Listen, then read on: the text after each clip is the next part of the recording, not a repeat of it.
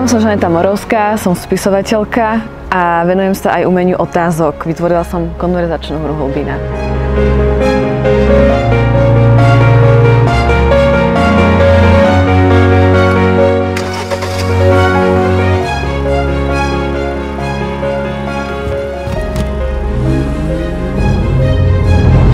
Pre mňa je alfa žena žena, ktorá si je vedomá svojej hodnoty a keď to potrebuje, tak sa venuje sama sebe.